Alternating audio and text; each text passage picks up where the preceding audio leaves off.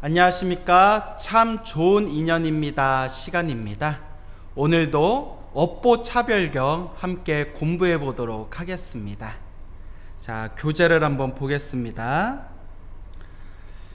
또 중생들로 하여금 적은 재산의 가품을 받게 하는 10가지 업보가 있다. 적은 재산의 가품을 받게 하는 10가지 업보. 그러니까 쉽게 말하면 가난한 업보, 가난하게 사는 10가지 업보가 있다. 자, 우리 중생들이 이번 생에 가난하게 사는 원인이 어디에 있는가? 우리 중생들이 이번 생에 가난하게 사는 그 업보가, 그 인연이 어디에 있는가? 첫째는 스스로 도둑질하는 것이요.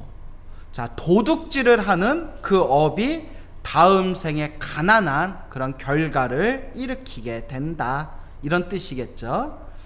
둘째는 남을 시켜 도둑질하게 하는 것이며, 내가 도둑질을 했거나 혹은 남을 시켜서 도둑질을 하였거나. 셋째는 도둑질을 칭찬하는 것이요. 내가 도둑질을 하지도 않았고 남에게 도둑질을 시키지도 않았지만 남이 도둑질한 것을 칭찬하는 것도 가난한 그런 업보를 일으키게 된다, 이런 뜻이겠습니다. 넷째는 도둑질하는 것을 보고 기뻐하는 것이요. 도둑질을 칭찬하고 또 더 나아가서 남이 도둑질하는 것을 보고 기뻐하는 것, 이것이 이제 가난한 업보가 된다고 합니다. 다섯째는 부모의 살림을 축내는 것이요. 부모님의 살림을 축내는 것이다. 여섯째는 성현의 재물을 빼앗는 것이며, 성현, 성인과 현인, 그러니까 지혜로운 분들, 거룩한 분들의 어떤 재물을, 소유물을 빼앗는 것, 이것이 가난한 업보를 일으키게 된다. 일곱째는 남이 이익을 얻는 것을 보고 기뻐하지 않는 것이요. 그러니까 이제 질투와 시기심을 뜻하는 거죠. 남이 이익을 얻는 것을 보고 기뻐하지를 않는다. 여덟째는 남이 이익 얻는 것을 방해하는 것이며, 남이 이익을 얻는 것을 나의 욕심과 그리고 나의 질투심, 시기심에 의해서 남이 이익 얻는 것을 방해하는 것, 이것도 가난한 업보를 일으키게 된다고 합니다. 아홉째는 남이 보시하는 것을 보고도 따라서 기뻐하는 마음이 없는 것이요. 이것도 이제 앞에 내용하고 이제 비슷비슷하죠. 질투와 시기심이죠. 남이 보시하는 것을 보고 기뻐하는 마음이 없고 오히려 시기하거나 질투하고 싫어하는 마음을 일으키는 것.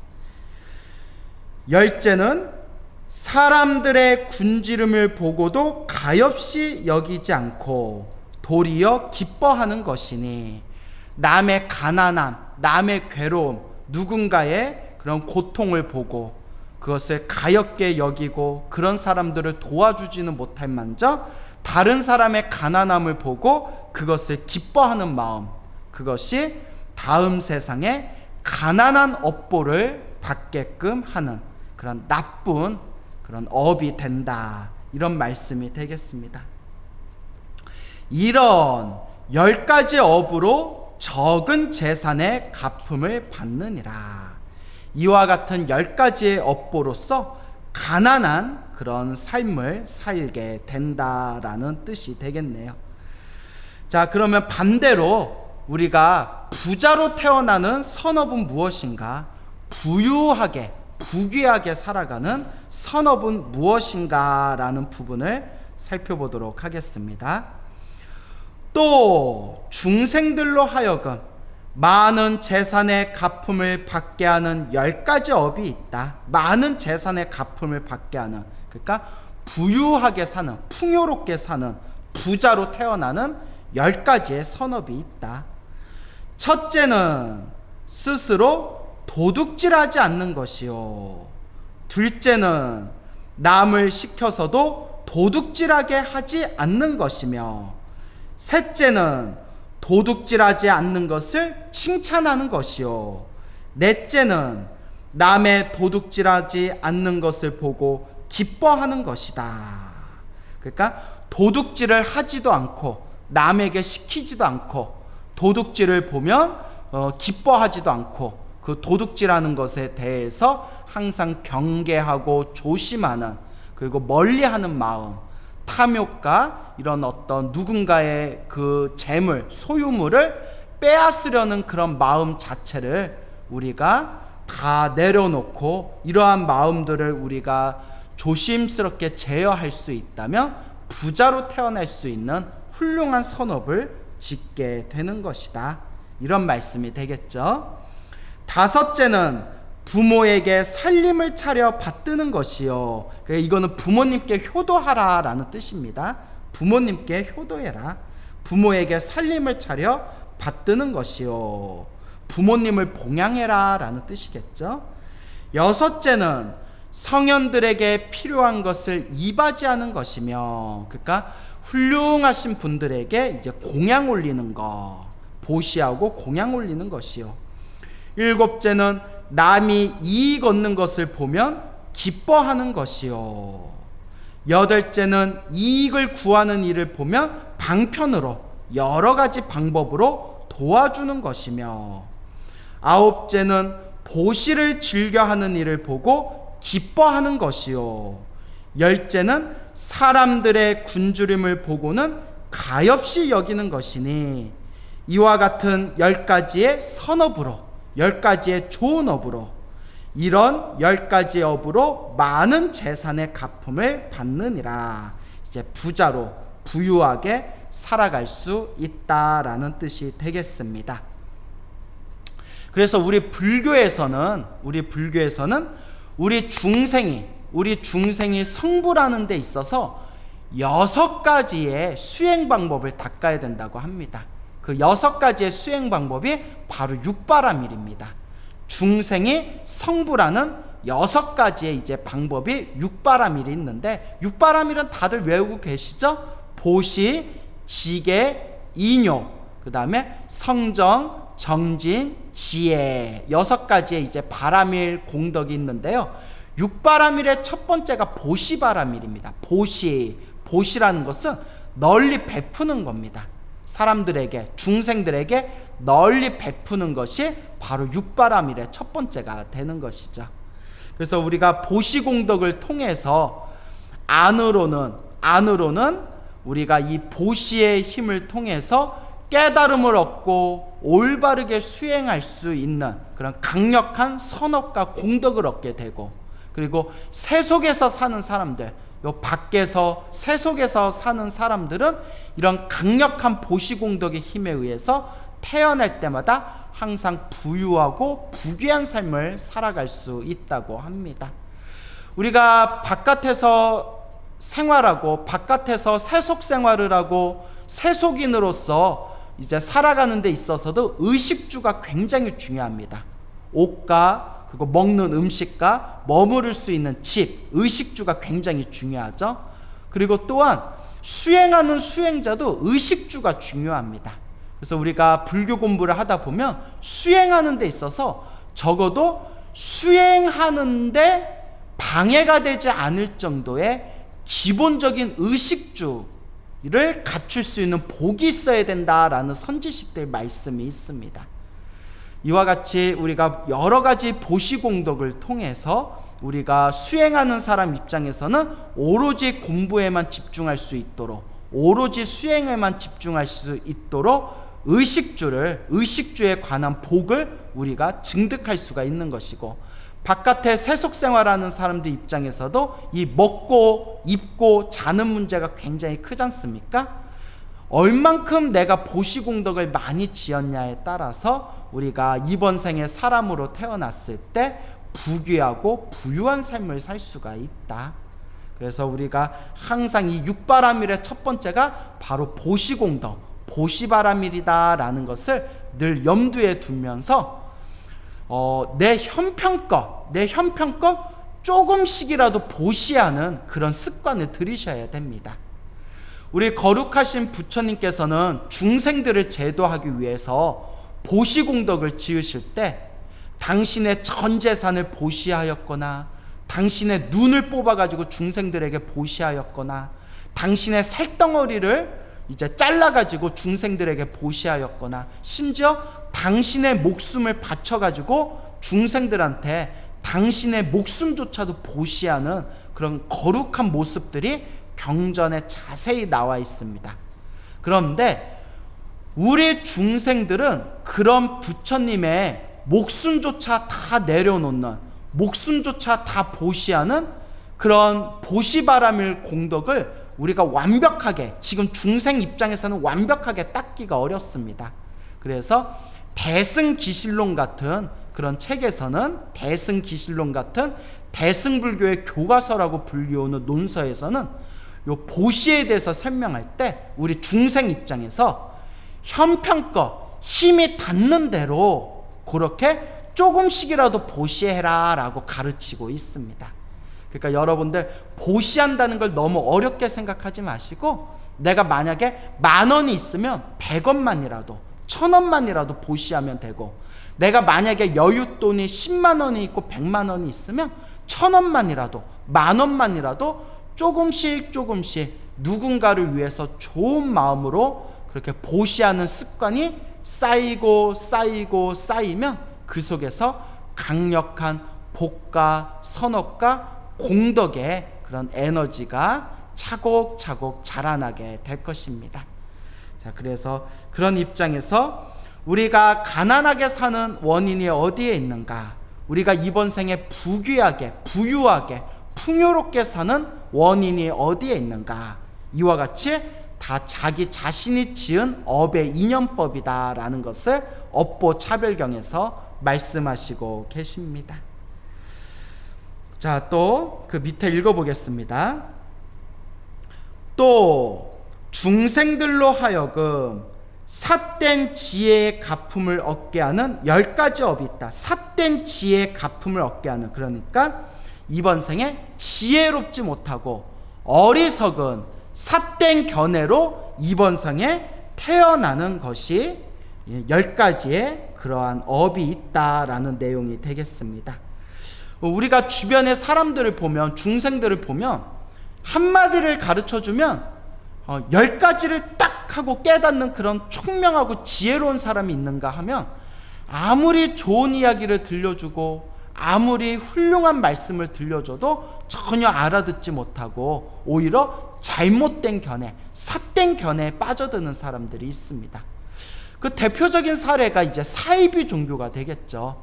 우리 가끔 그 TV에서 무슨 PD 수첩이니 그것이 알고 싶다 같은 그런 채널들을 보면 그 사이비 종교의 폐해에 대해서, 그런 사이비 종교가 사회적인 무리를 일으킨 거에 대해서 가끔 방송들이 나오지 않습니까?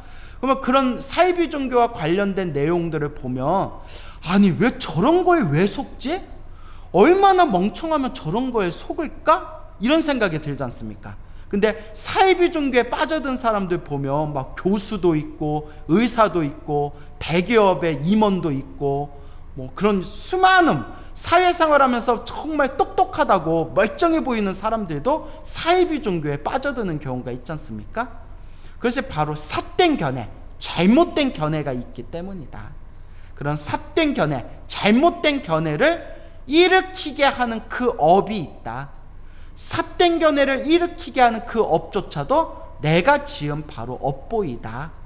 자, 그러면 그런 삿된 견해, 잘못된 견해를 일으키는 10가지의 악업이 있으니 그것이 무엇이냐? 자, 그것을 한번 살펴보도록 하겠습니다.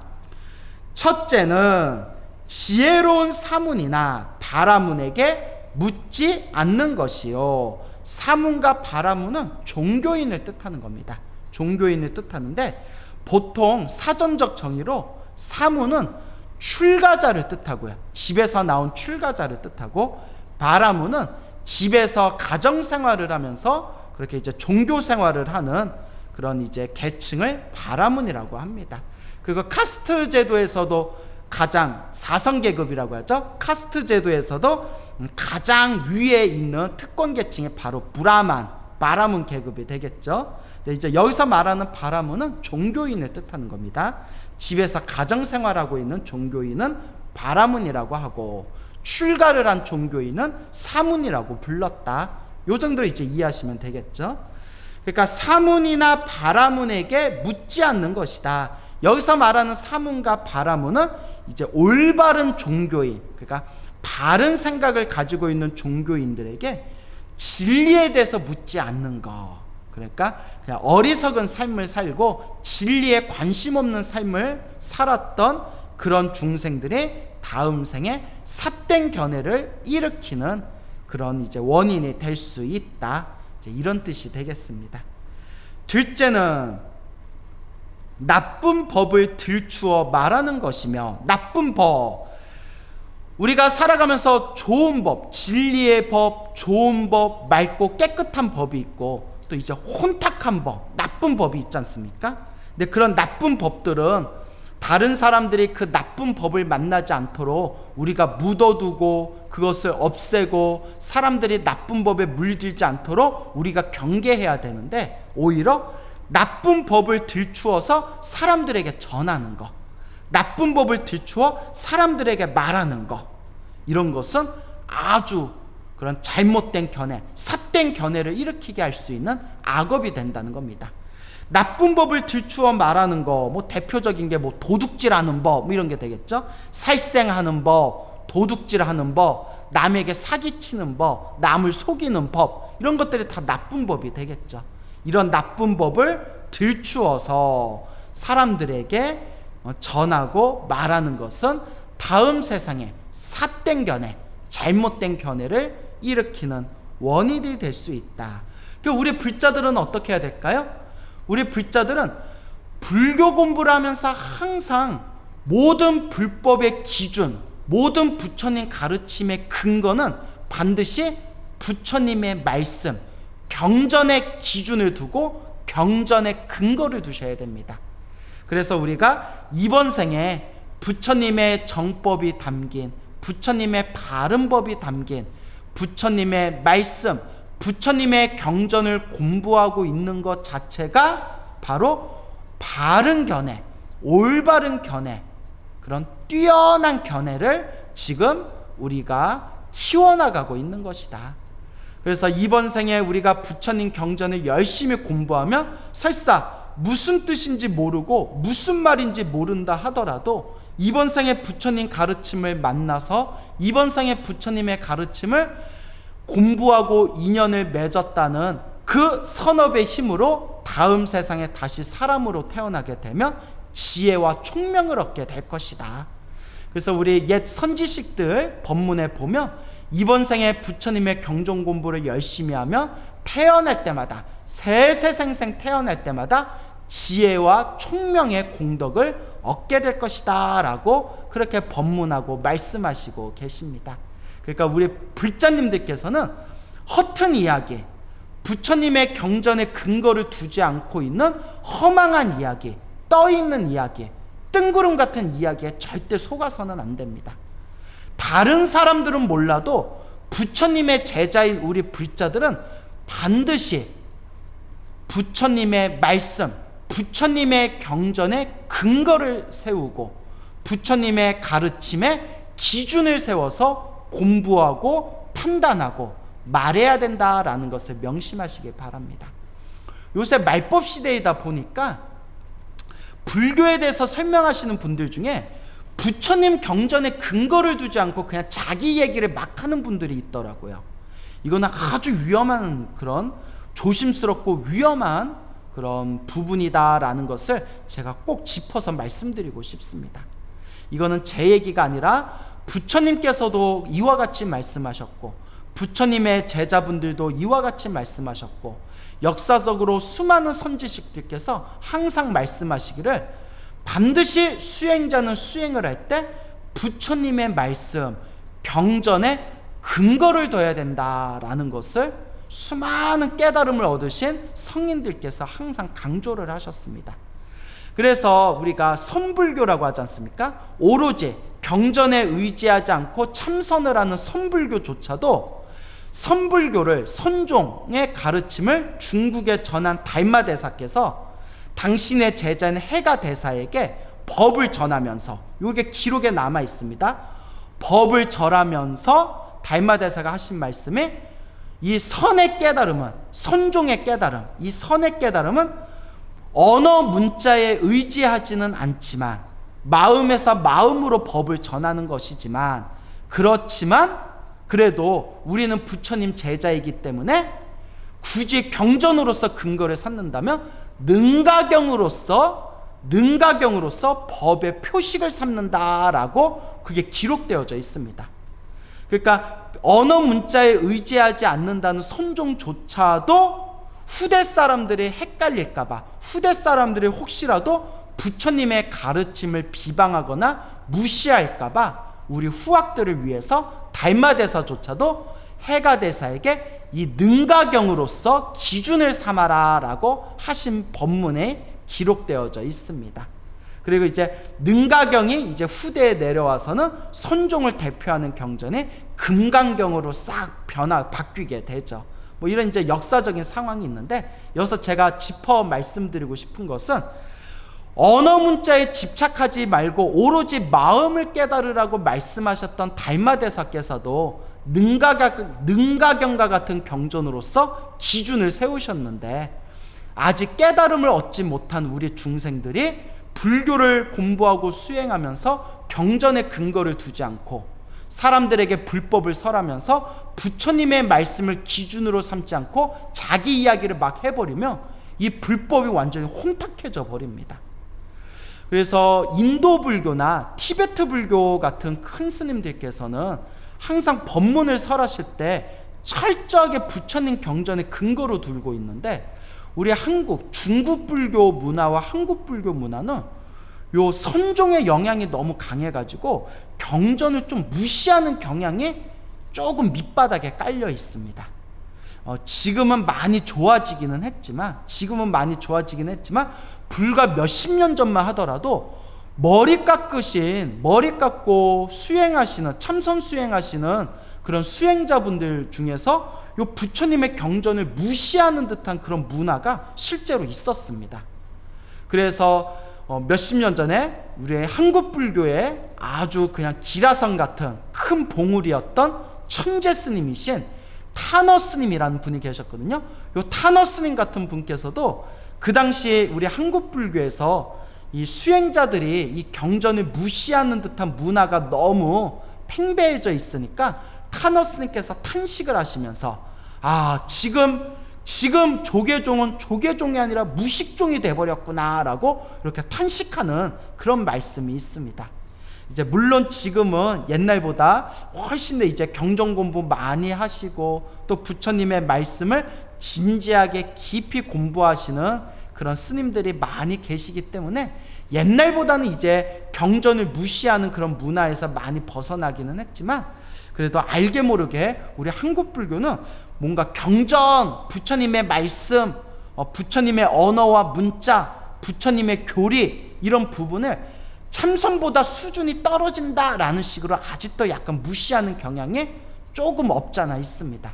하지만 저도 이제 20년 넘게 저도 선방에도 다녀보고 참선도 해보고 또 부처님의 계율 공부도 해보고 경전 공부도 하면서 제가 어른 스님들께 제가 또 가르침을 배우면서 처절하게 느낀 것은, 일단 공부하는 첫걸음에 내딛는 우리 초보 수행자들은 반드시 부처님의 말씀, 경전을 근거로 삼아서 수행해야 된다. 이것을 꼭 우리 불자 여러분들께서 마음속에 꼭 되새기시기를 바랍니다. 옛날에는 큰 스님들 법문 듣고 싶을 때 뭐 금강경 공부하고 싶고 법화경 공부하고 싶고 부처님 가르침 공부하고 싶을 때 주변에 불교대학이 없어가지고 공부하기가 힘들었고, 그리고 법문을 하시는 스님들 만나 뵙기가 힘들어서 불교 공부하기가 참 힘들었는데, 지금은 인터넷 동영상으로 그냥 버튼 하나만 눌러도 얼마든지 수십 가지, 수백 가지, 수천 가지 큰 스님들 법문을 자유자재로 들을 수 있는 정말 불교 공부하기 좋은 시대가 열렸습니다. 그러니까 이와 같이 좋은 시대에 여러분들 이번 생에 내가 사람으로 태어나 이번 생에 이 소중한 불법을 만났다라는 그런 기쁜 마음으로 이 부처님의 말씀을 잘 닦아 나아가시기 바랍니다. 다시 말씀드리지만 반드시 부처님의 경전을 기준으로 삼아서 우리가 수행해야 된다. 이것을 꼭 명심하시길 바랍니다. 셋째는 바른 법을 받아지녀 닦지 않는 것이요, 바른 정법을 받아지녀서 닦지 않고 엉뚱한 삿된 잘못된 견해로 법을 닦는다면 다음 세상에 삿된 견해, 잘못된 견해를 집착하는 그런 원인을 일으키게 된다. 넷째는 확실하지 않은 법을 칭찬하며 확실한 법이라 하는 것이요, 확실하지 않은 법을 칭찬하면서 이것은 확실한 법이다 라고 중생들에게 잘못된 가르침을 전하는 것이요. 다섯째는 법을 아껴 되도록 말하지 않는 것이다. 이거 아주 중요한 겁니다. 내가 아무리 열심히 수행하고 공부하고 법을 닦아도 나 혼자만 그 법을 아껴가지고 사람들에게 널리 전하지 않으면 나 혼자만 알아야지, 이걸 사람들한테 가르쳐주면 내 주가가 떨어지겠지, 그러니까 이걸 나 혼자 알아야지, 이렇게 불법에 대해서, 진리에 대해서, 가르침에 대해서 아끼고 인색하고 그것을 사람들에게 전하는 것을 아까워하는 사람들은 다음 세상에 아주 어리석고 우둔한 업보를 받게 된다고 합니다. 그래서 여러분, 주리반특가라고 아시죠? 주리반특가.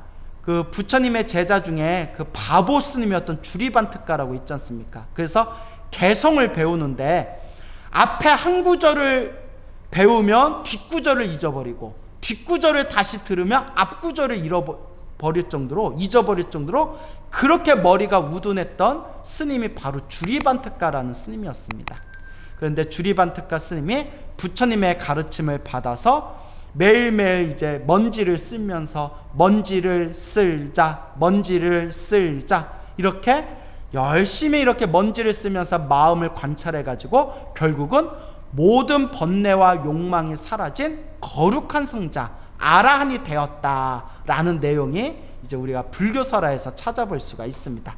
여기서 중요한 게 주리반특가가 이번 생에 이렇게 머리가 멍청한 어리석은 우둔한 그런 존재로 중생으로 이번 생에 태어난 게, 주리반특가가 사실 전생에 부처님의 경전 공부를 엄청나게 많이 했던 큰 스님이었다고 합니다. 그러니까 석가모니 부처님 이전에 다른 부처님, 이제 석가모니 부처님 이전에 가섭 부처님이라고 계셨죠. 석가모니 부처님 이전에 다른 부처님 시대 때 부처님의 경전을 열심히 공부하신 아주 유식하고 해박한 큰 스님이셨는데, 항상 자기가 잘났다라는 그런 어떤 교만함에 빠져서 사람들을 무시하고 사람들에게 불교 공부 가르치는 것을 굉장히 아끼고 인색하게 구셨다고 합니다.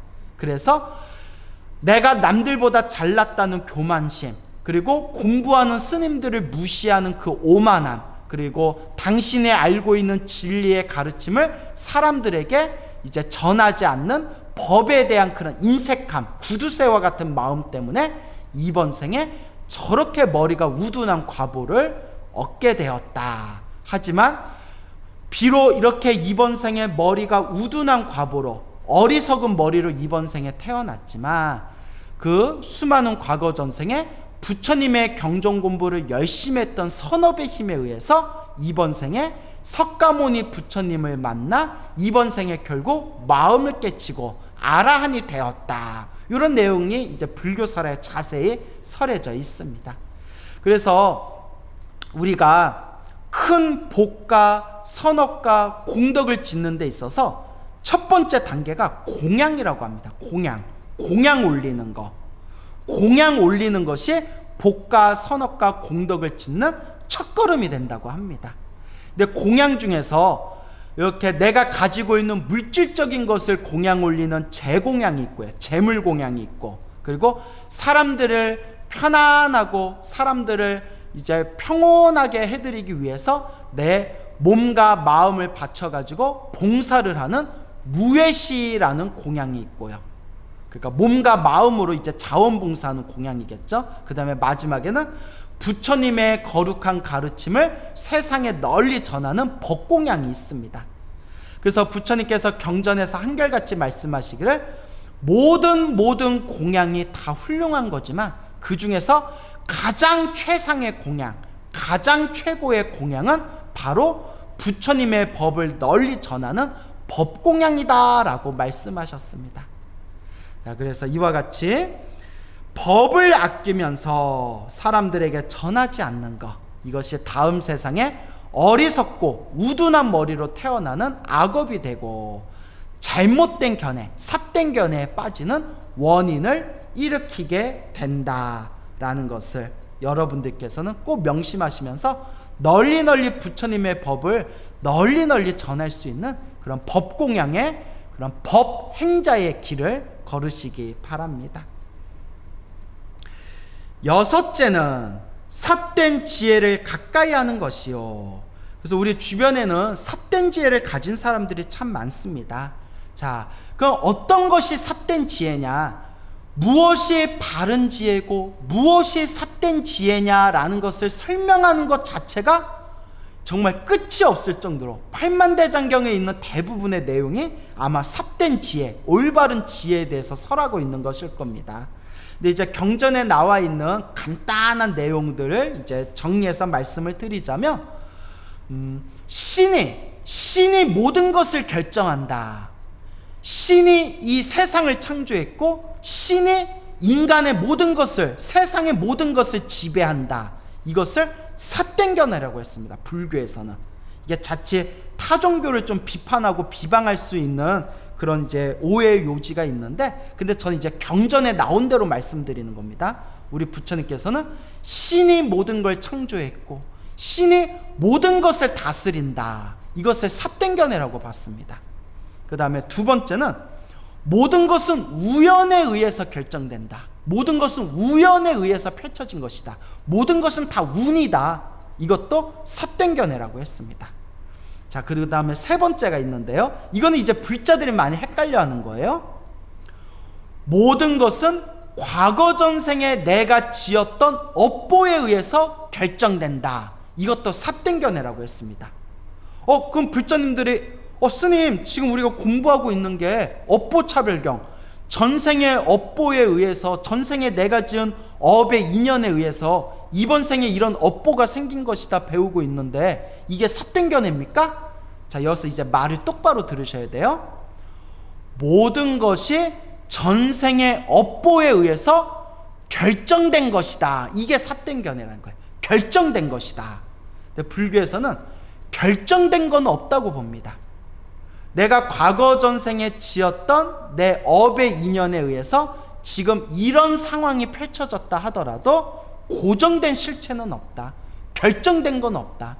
나의 노력과 나의 수행과 그리고 나의 끊임없는 어떤 수행과 정진을 통해서 얼마든지 이번 생에 내게 주어진 상황들을 바꾸어 나갈 수 있다라는 역동적인 그런 어떤 업에 대한 관점이 바로 불교의 관점입니다. 그래서 불교에서는 과거에 지었던, 과거 전생에 지었던 내가 지은 업이 이번 생에 결정되어져 있다라는 것은 잘못된 견해다, 삿된 견해다라고 바라봅니다.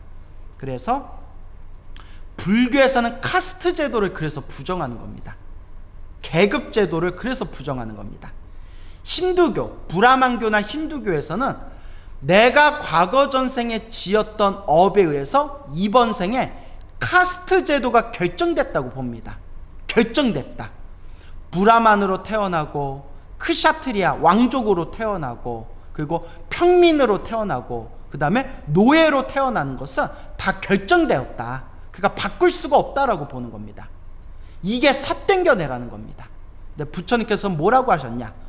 바꿀 수 있다라고 하셨습니다. 그래서 부처님께서는 모든 중생이 평등하다고 하셨습니다. 그래서 부처님께서는 이 카스트 제도를, 궁극적으로는 이 카스트 제도를 부정하셨던 분입니다. 그렇기 때문에 불교적인 관점에서는 고정된 실체가 없고 결정된 그 무언가가 있지 않다. 그러면 부처님은 뭐라고 말씀하셨냐? 모든 것이 영기법이다 라고 하셨습니다. 모든 것이 원인과 조건과 결과에 의해서 펼쳐진 영기법이다. 근데 이제 또 이 영기법에 대해서 설명하면 너무 복잡해져요.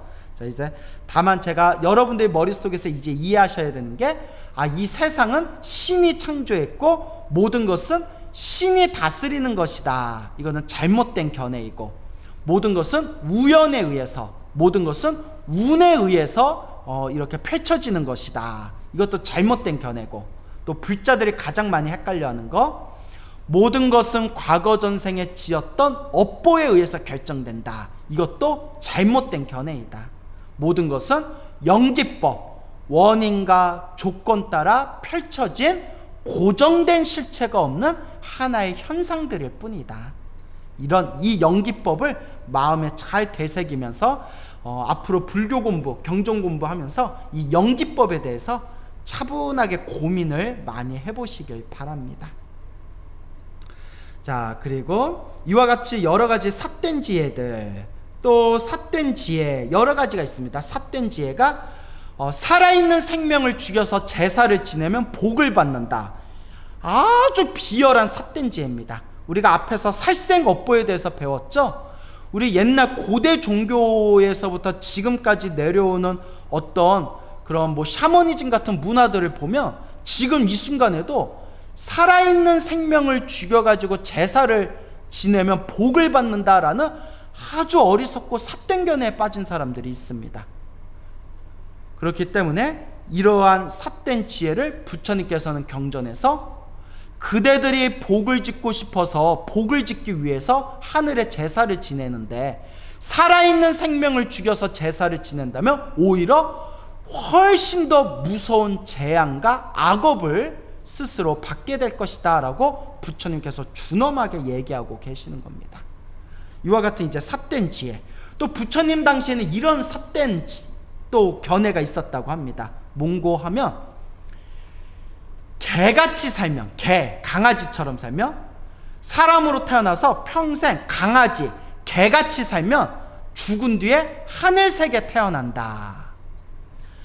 평생 사람으로 태어나서 평생 소같이 살면, 길바닥에서 소같이 살면 죽은 뒤에 하늘색에 태어난다라는 견해가 있었다고 합니다.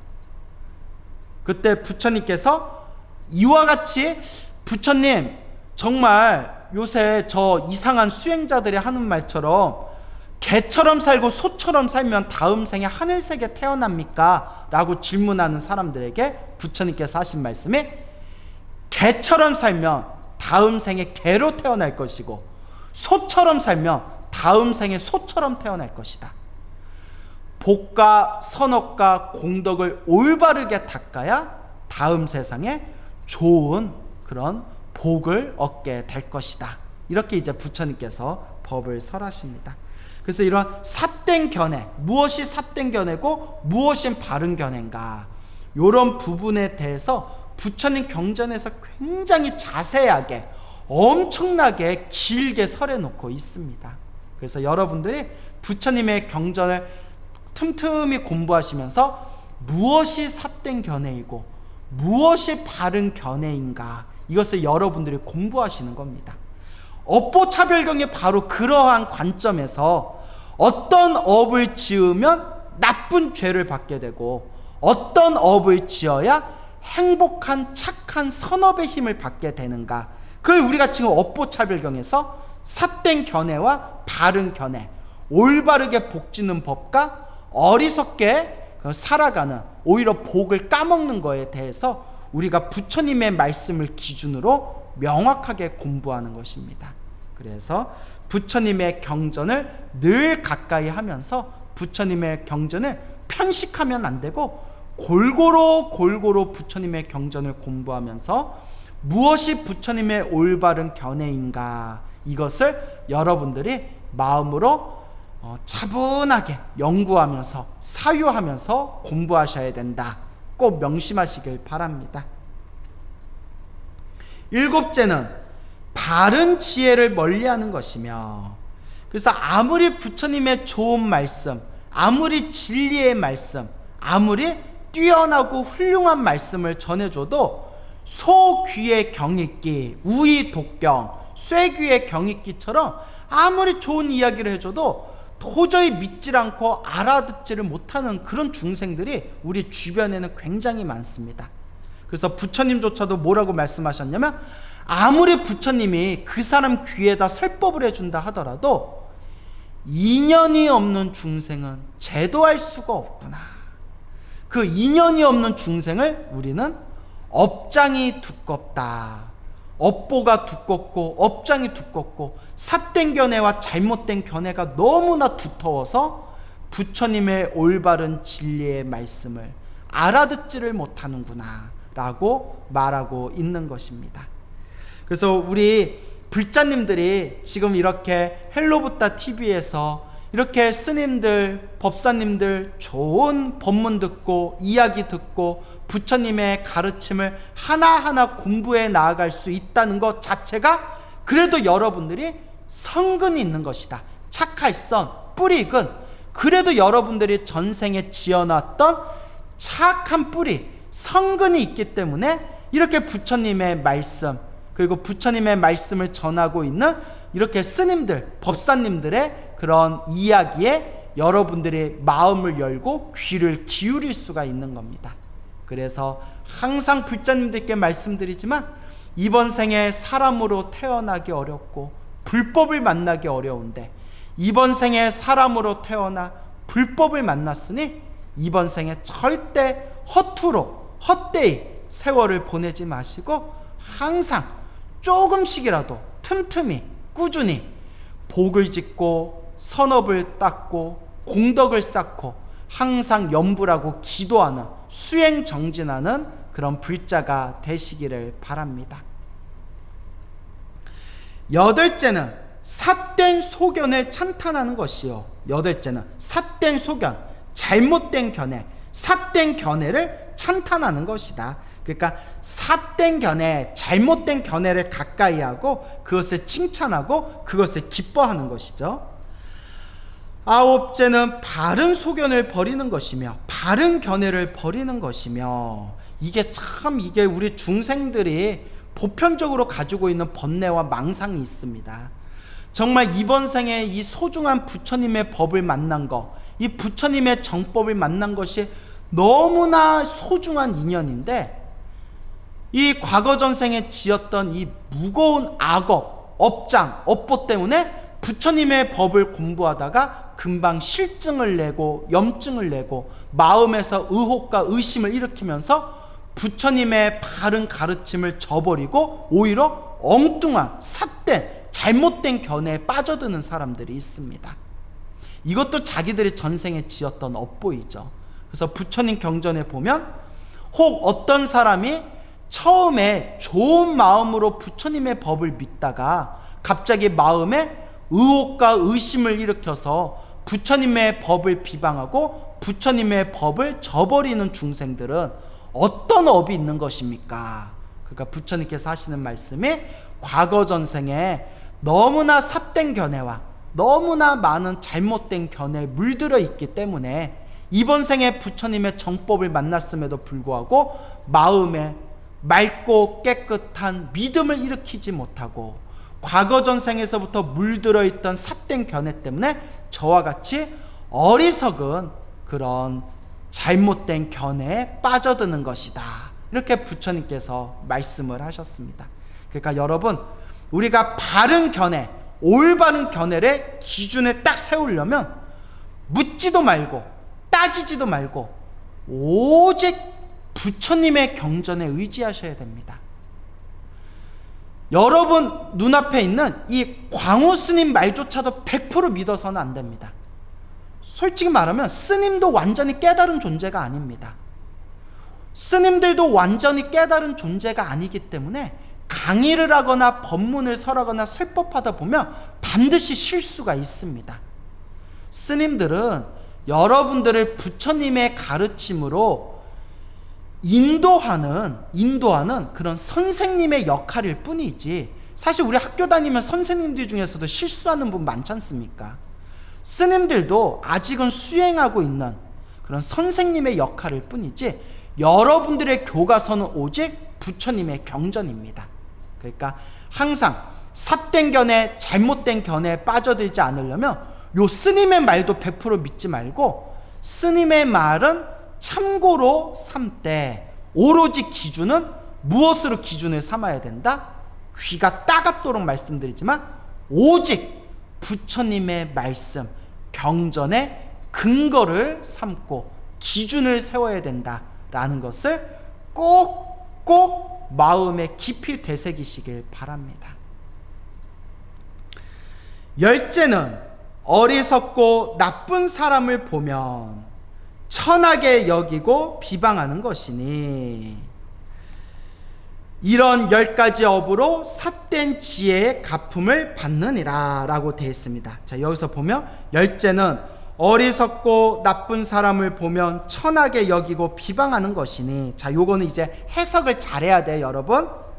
나보다 어리석고 나보다 좀 이렇게 부족한 사람을 보면 그 사람을 가엾게 여기고 그 사람을 올바른 길로 이끌어주고 그 사람에게 바른 지혜를 전하도록 노력해야지, 나보다 부족하고 나보다 어리석고 나보다 수준이 좀 떨어진다고 해서 그 사람을 가볍게 여기고 천하게 여기고 그 사람을 비방하며 오히려 내가 다음 생에 어리석은 사람으로 태어나는 악업을 짓게 된다는 겁니다. 그러니까 이거 아주 무서운 얘기죠. 나보다 부족하고 나보다 어리석다고 해서 그 사람을 무시하지 말아라 라는 뜻입니다. 한마디로 교만심을 버려라.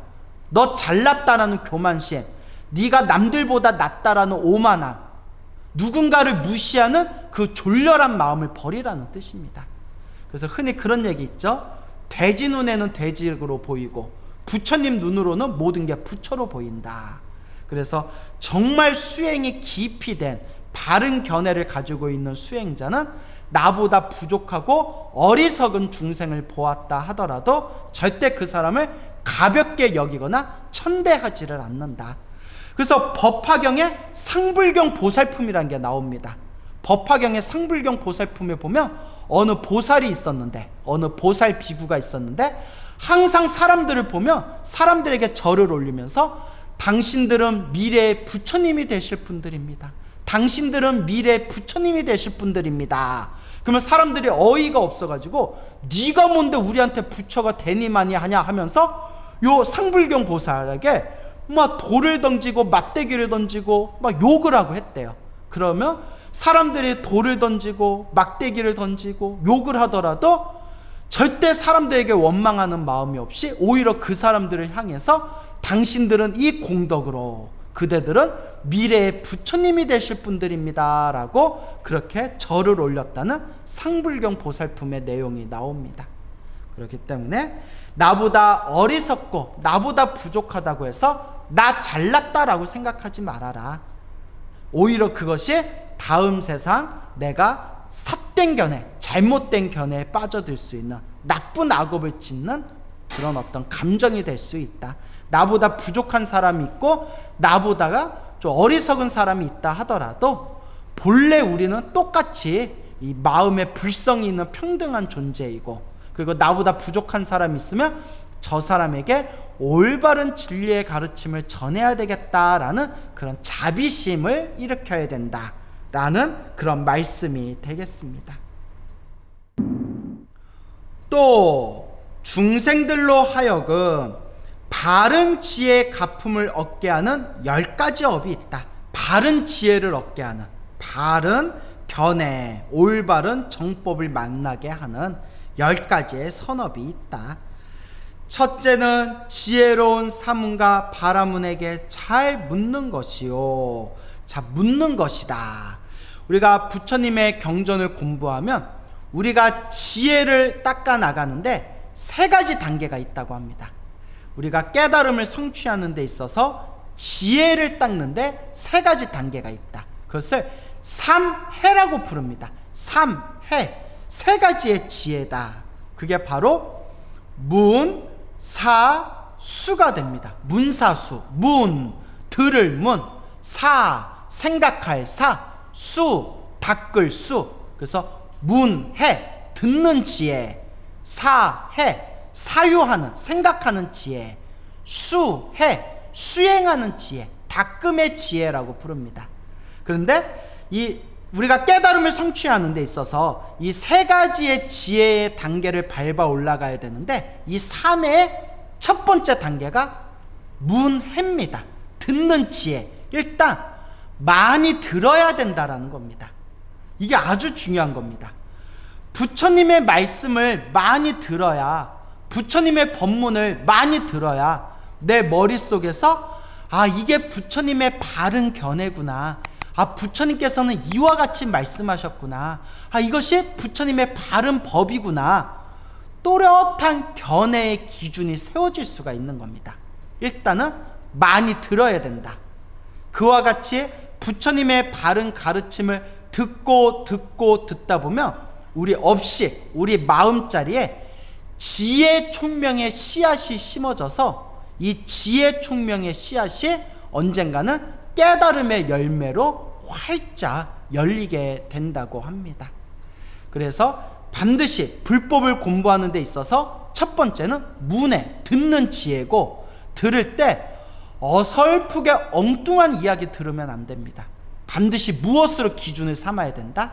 부처님의 말씀, 부처님의 경전. 그래서 늘 부처님의 말씀과 부처님의 경전을 독송하시고 독경하시고 사경하시고 공부해 나아가신다면, 지금 당장은 부처님의 말씀이 이해가 잘 되지 않는다 하더라도 내 마음속에 지혜와 총명과 깨달음의 씨앗이 무럭무럭 이렇게 뿌리를 내리면서 자라나게 된다. 이것을 반드시 명심하시길 바랍니다. 그래서 지혜로운 분들에게 잘 묻는 것이다. 잘 묻는 것이다.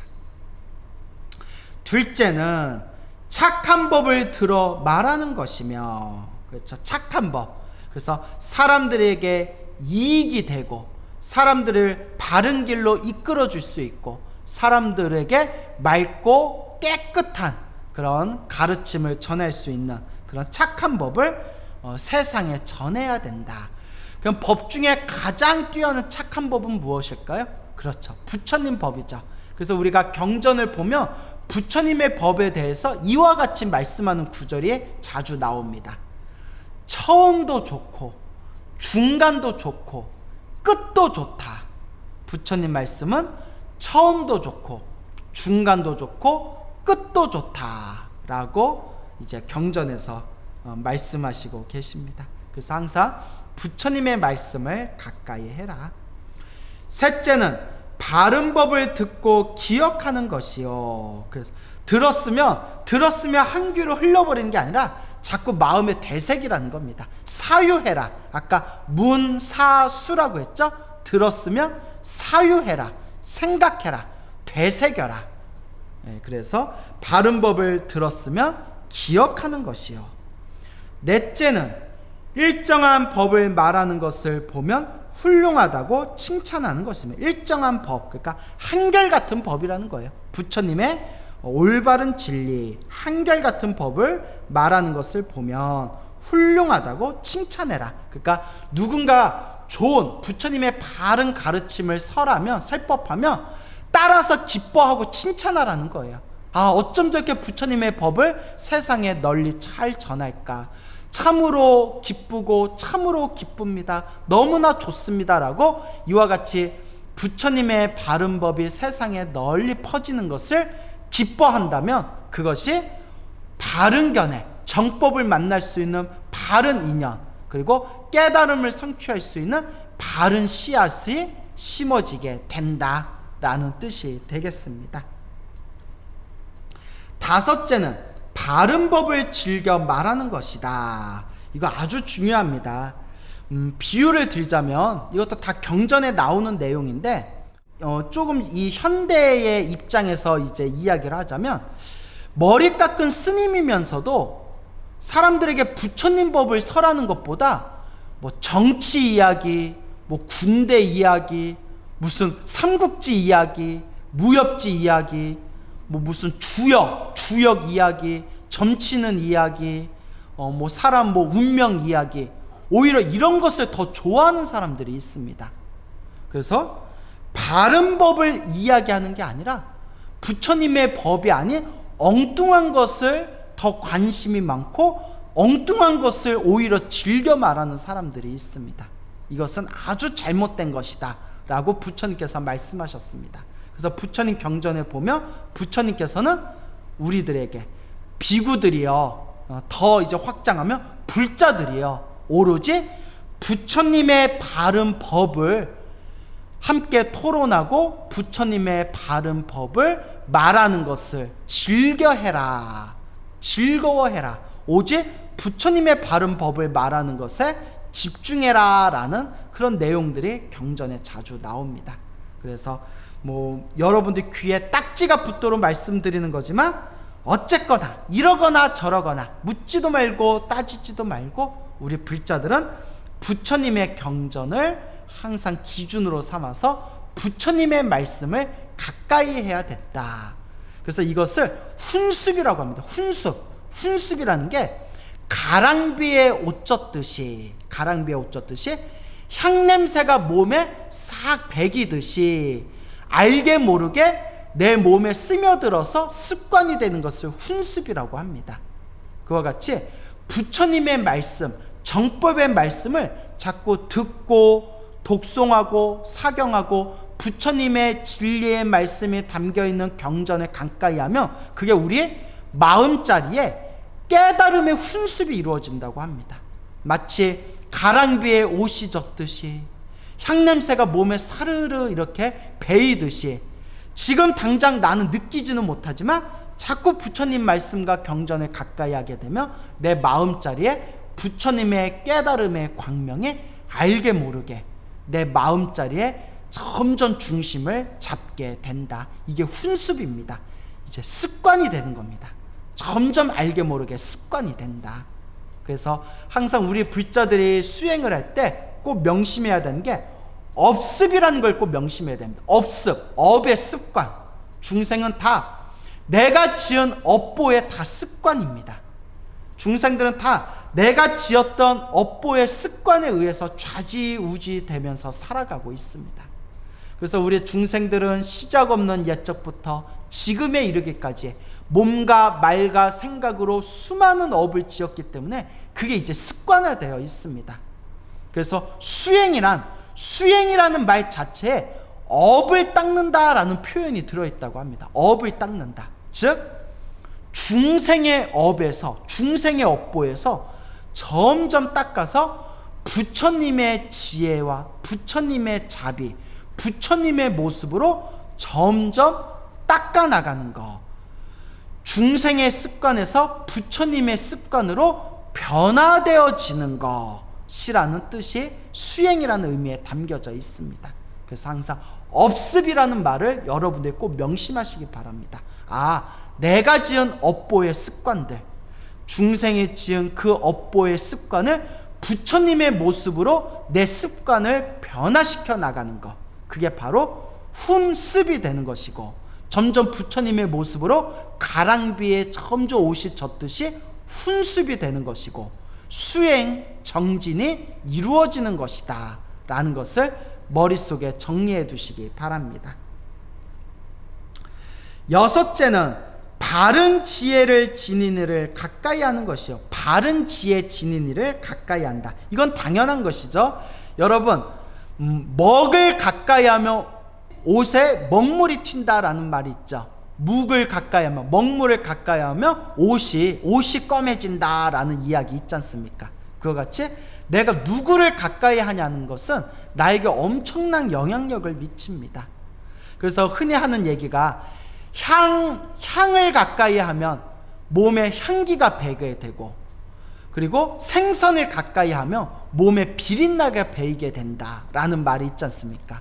그러니까 우리가 어떤 사람을 가까이 하냐에 따라서 나에게 엄청난 인생에 영향을 미치게 됩니다. 그래서 옛 어르신들이 항상 하신 말씀이 친구 잘 사귀어야 된다, 친구 잘 사귀어야 된다라고 엄청나게 잔소리 하시지 않습니까? 그게 당신들이 다 인생 살아보시고 당신들이 다 겪어보신 거거든요. 도박을 좋아하는 친구를 가까이 하면 반드시 나도 도박에 손을 대기 마련이고, 술을 좋아하는 친구를 가까이 하다 보면 반드시 나도 이제 술을 마시게 되는 것이고, 이와 같이 내가 누구를 가까이 하냐에 따라서 굉장히 많은 영향력을 이제 받게 됩니다. 그래서 우리 부처님께서 말씀하시기를 올바른 견해, 바른 견해, 바른 지혜를 얻을 수 있는 선업을 지으려면 누구를 가까이 하라? 바른 지혜를 지닌 사람들을 가까이 해라.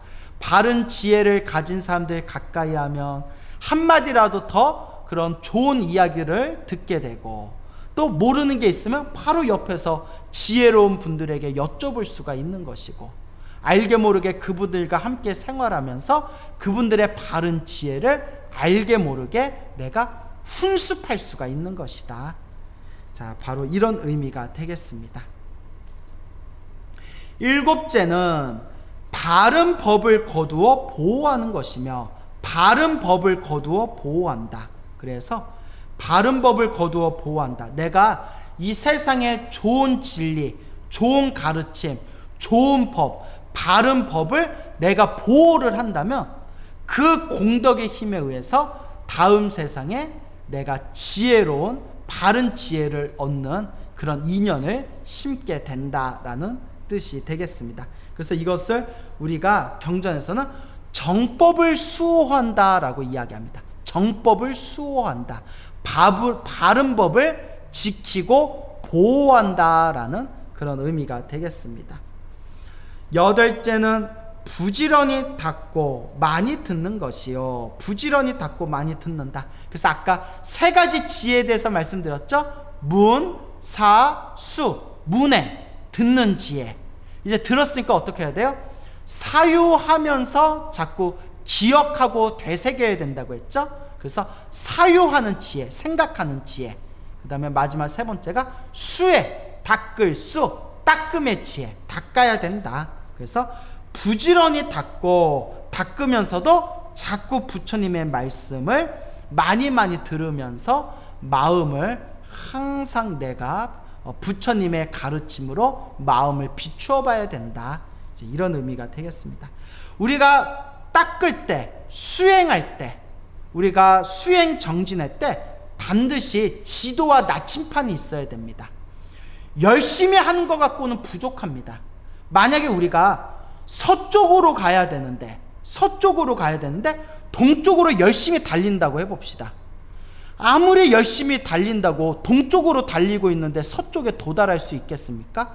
지구는 둥글니까 언젠가는 도달하겠네요. 그러다가 지쳐서 쓰러질 확률이 더 높겠죠. 그러니까 어디가 동쪽이고 어디가 서쪽인지를 알아야 되지 않습니까? 수행을 하려면 어디가 목적지이고 어떤 길을 가야 되는지 수행의 올바른 내비게이션이 장착돼야 되지 않습니까? 그것이 바로 부지런히 닦는 것만으로는 부족하다. 그냥 열심히 하는 것만으로는 부족하다. 올바른 방향이 설정되어야 된다. 그 올바른 방향을 설정하는 것이 바로 부처님의 말씀, 부처님의 경전. 그래서 부처님의 말씀을 많이 듣고 부처님의 말씀을 기준으로 삼아서 부지런히 닦고 수행해야 된다라는 의미가 되겠습니다. 아홉째는 삿된 소견을 멀리 여의는 것이며, 삿된 소견, 그렇죠. 올바르지 못한 삿된 견해, 잘못된 견해를 멀리 해라. 가까이 하지 말아라. 그럼 어떻게 해야 우리가 삿된 소견을, 삿된 견해를 멀리 여일 수가 있을까요? 멀리 벗어날 수가 있을까요? 부처님 경전 공부를 많이 해야 됩니다.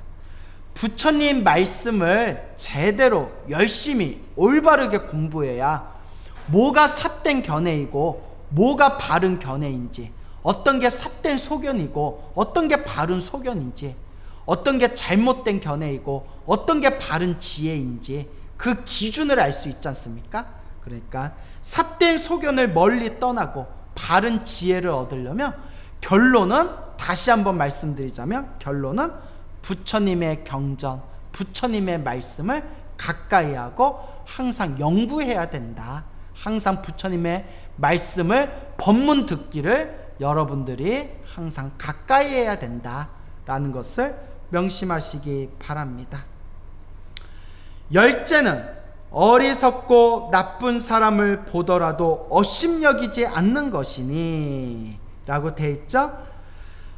어리석고 나쁜 사람을 보더라도, 어리석고 좀 부족하고 수준이 좀 낮고 그런 사람을 보더라도 무시하지 말아라. 내가 저 사람들보다 낫다라고 그렇게 교만심, 오만함에 빠지지 말아라. 그런 잘난 체에 빠지지 말아라. 나보다 좀 어리석고 부족하고 나보다 좀 수준이 낮은 사람이 있다 하더라도 저 사람 마음이나 나의 마음이나 똑같은 불성광명의 평등한 존재이다 라는 마음으로 나보다 좀 부족한 사람이 있으면 그 사람을 바른 길로 이끌어 주도록 노력해야 된다, 이런 의미가 되겠습니다. 앞에서 다 설명을 드렸던 부분이에요. 이러한 10가지 업으로, 10가지 착한 업으로 바른 지혜의 가품을 받게 된다. 다음 세상 다시 사람으로 태어나게 되었을 때 지혜 총명하고 바른 지혜를 얻게 된다라는 그런 의미가 되겠습니다. 항상 업보차별경을 공부하면서 여러분들이 늘 마음속에 되새겨야 되는 가장 중요한 요건이 있습니다. 바로 내 앞에 펼쳐진 행복과 내 앞에 펼쳐진 불행, 내 앞에 펼쳐진 좋은 일과 내 앞에 펼쳐진 나쁜 일, 내 앞에 펼쳐진 좋은 인연과 내 앞에 펼쳐진 나쁜 인연, 이 모든 것들이 다 내가 지은 업보이고 내가 지은 각각의 이 업보가 그대로 수많은 현상차별로서 펼쳐지게 되는 것이다. 그래서 업보차별경을 공부함으로써 내가 어떤 선업을 지어야 되는구나, 어떤 악업을 멀리해야 되는구나 라는 명확한 기준, 명확한 그런 가치 판단을 할 수가 있는 겁니다. 그래서 항상 부처님의 가르침을 스승으로 삼고 부처님의 말씀을 최고의 도반으로 삼고 부처님의 경전을 최고의 교과서로 삼아서 여러분들의 삶에 있어서 이와 같이 소중하고 뛰어난 부처님의 법을 바른 지혜로 닦아 나아가는데 여러분들 삶에 크나큰 그런 여러분들의 축복으로 여기시기를 바랍니다. 이어서 마치겠습니다.